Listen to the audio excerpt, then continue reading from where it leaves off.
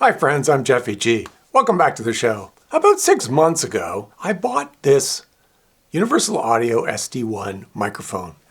I was looking for a dynamic mic that I could use for voiceovers, but also potentially for vocals. And there were several reasons I bought this. The first reason is everybody has a Shure SM7B, and I hate following the trend. The other thing is I use an Apollo X4 as my primary audio interface. So I have this comfort level with Universal Audio. When I did my research, I found that everybody with a Shure SM7B was using a cloud lifter in order to get the impedance up to a level that was more manageable through their audio interface. What I found with the SD-1 is no need for a cloud lifter.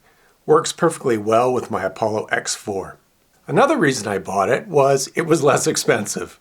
And my studio is a budget studio. It seemed to offer similar performance characteristics from a technical point of view, but at a lower price point. Now, a few months after I bought it, Universal Audio came out with Hemisphere, which is a mic modeling plugin. So I investigated, am I eligible to get that after I bought my SD-1?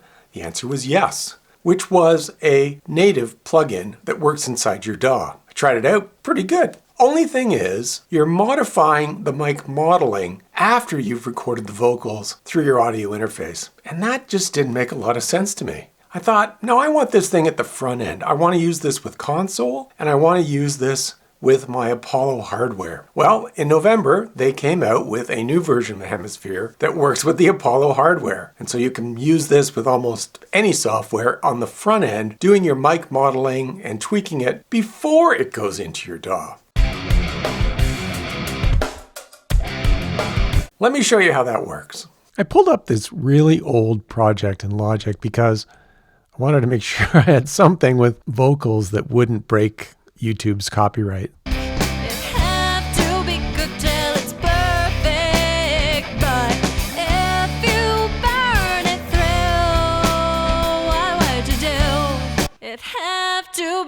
Till it's perfect, but I'll turn off the effects and I'm going to fire up the Hemisphere's plugin. So this is the native plugin that will work with any audio interface. You can see it says UADx. You can use this with any DAW. The source mic, in this case, doesn't matter because the source has already been recorded with another mic.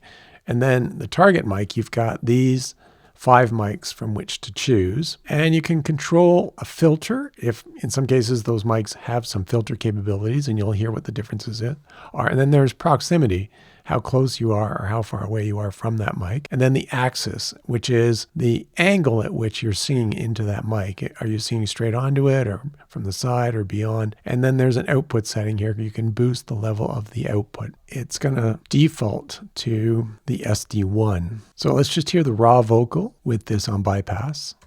it have to be cooked till it's perfect. But if you burn it through, what would you do? You overdid it again. It have to be cooked till it's perfect. But if you burn it through, what would you do? You overdid it again. Change the axis on that. See if you can hear the difference. It have to be cooked till it's perfect. But if you burn it through, what would you do? Obviously, if you are singing into the side of the mic, you lose a lot of the bass, a lot of the proximity effect. Just try one of the other mics. It have to be cooked till it's perfect. But if you burn it through, what would you do? Without it. It have to be cooked till it's perfect. But if you burn it through. It's very subtle, but each mic does have different characteristics. Let's try this DN441. I think that's supposed to emulate a Sennheiser. It have to be cooked till it's perfect. But if you burn it through, what would you do? It have to be cooked till it's perfect. But if you burn it through. You can definitely hear the difference when I turn it off and on from bypass. So those are the basic controls that you get with the Hemisphere plugin. And keep in mind that this recording is an old one, wasn't made originally with an SD-1, so it's not really representative of the dynamic mic in the first place. Now, the issue I had running the Hemisphere plugin in Logic is it really doesn't matter which microphone you used in order to do the recording. It's completely unaware that you're using an SD-1 at the front end. So what it's really doing is changing some of these parameters that you could do with other plugins.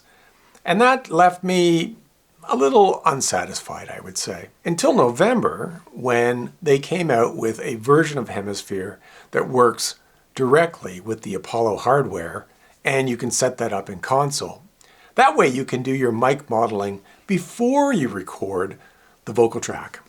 So that becomes an important part of your vocal chain. Now I was starting to like it. Let me show you what that looks like. You're looking at UA console, and you can see that my voiceover is coming through track number 1, and it's labeled SD-1. I labeled it that way. So what you're hearing right now is just the raw SD-1 without any mic modeling. But if I turn this on, then you're hearing some change because it's taking advantage of the source being the SD-1 and whatever microphone I choose as the output. So let's say I choose this 77DX. You're going to hear right away that there's a bit of a change to the sound, right? There's some filtering I can apply.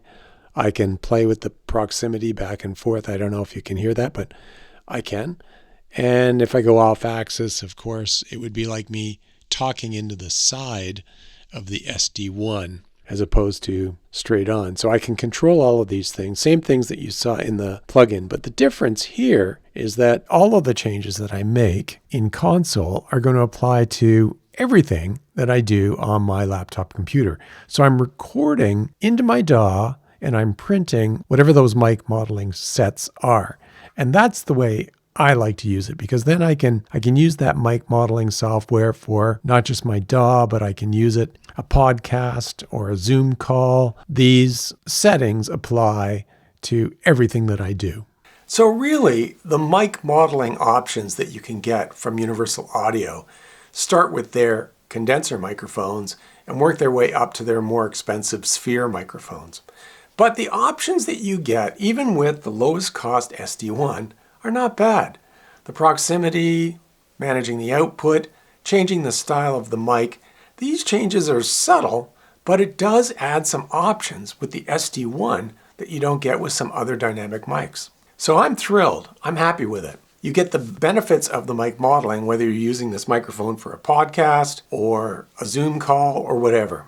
Now, I'm not sure if I mentioned it, but in order to get that to work, you have to upgrade the UAD software to version 11. And whenever you are installing a new version of the UAD software, make sure you back everything up. Hey, if you found this video useful, helping you make a decision over whether to buy the SD-1 or not, or even another mic from Universal Audio, click on the like button. Consider subscribing to the channel. Leave me a comment if you have questions, and I'd be happy to answer them. Thanks for watching.